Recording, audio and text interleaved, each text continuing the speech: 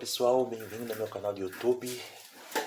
Mais um tutorial vídeo para vocês. Vou contar um pouquinho mais sobre essa história dessas placas mães aqui, pessoal. Que na verdade já passou o nosso tempo, né?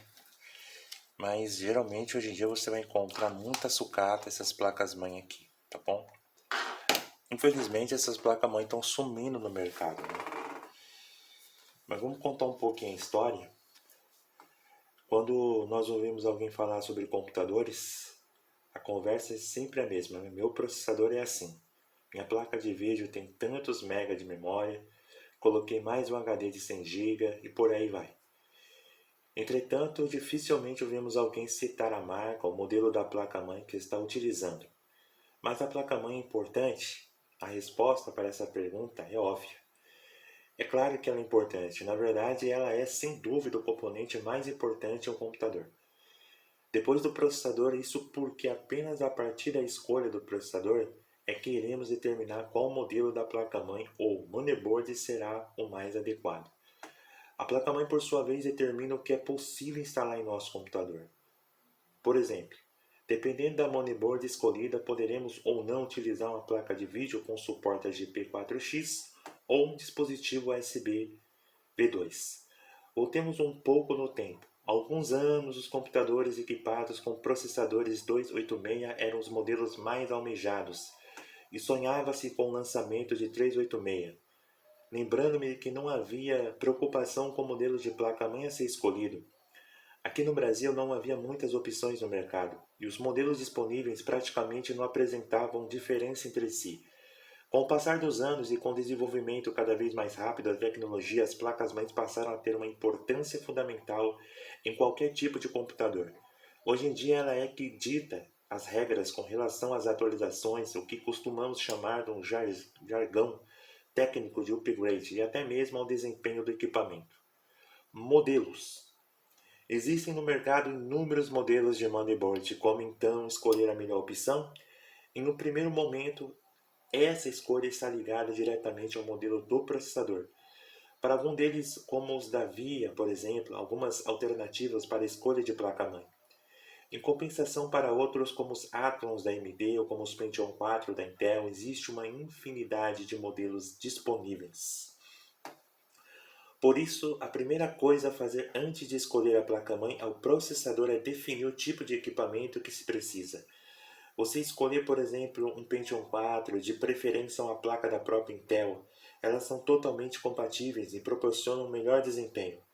Já a escolha, se for um processador Athlon, uma das marcas mais conhecidas das placas-mães compatíveis é a Asus. Mas existem inúmeras outras marcas no mercado. É preciso definir também o quanto se pretende gastar para montar um computador, pois os preços de modelos de uma mesma marca variam muito. A diferença de preço entre o modelo do topo de linha e o modelo um pouco inferior pode chegar a 300%. Basicamente, há dois formatos de motherboard, o AT e o ATX. Eles se diferenciam principalmente pelo tamanho. As placas no formato AT são mais antigas e já não são mais fabricadas. Como essa, pessoal? Embora seja possível encontrar ainda algumas placas desse tipo à venda, as placas AT trazem ainda os velhos conectores de portas seriais e paralelas, em alguns casos vídeo e som, no formato de pequenos flat cables. Como vocês estão vendo aqui, ó, essas raridades que a gente encontramos, a gente só vai encontrar em sucata.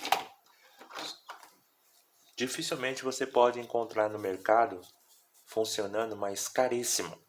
Então é melhor você encontrar em sucata, certo, pessoal? Uma placa T com os respectivos flat cables, né? Apesar de ainda ser bastante utilizado, esse tipo de placa apresenta grandes problemas de mau contato, motivo principal pelo qual foi substituída. Os flat cables soltam-se com facilidade, ocasionando falhas em periféricos como o mouse e o mundo externo e principalmente impressoras.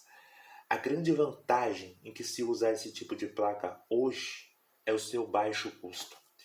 Já o modelo ATX trouxe muitas inovações. A principal delas no aspecto mecânico é a existência na própria placa de um tipo de painel que estão localizados os principais conectores como um teclado e mouse, e além das portas USB de som e de vídeo. o que dispensa a utilização de flat cables. O formato ATX pode ser subdividido em outras categorias como micro ATX ou mini ITX ou ainda a inovadora nano ITX.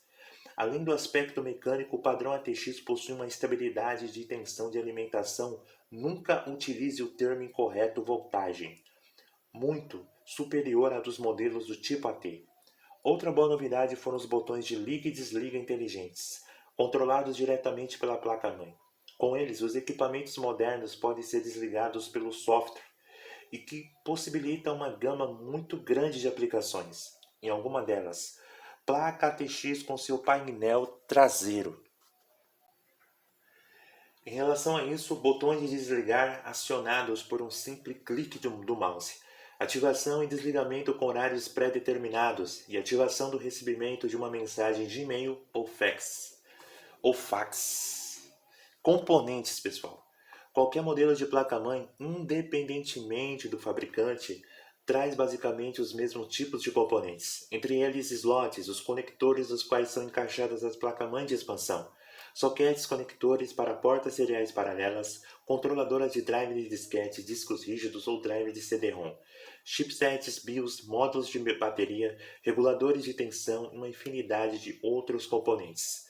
Todos os chips e pequenos componentes eletrônicos que compõem uma motherboard são do tipo SMD, soldados em uma placa-mãe de circuito impresso com várias camadas, a chamada MPCB.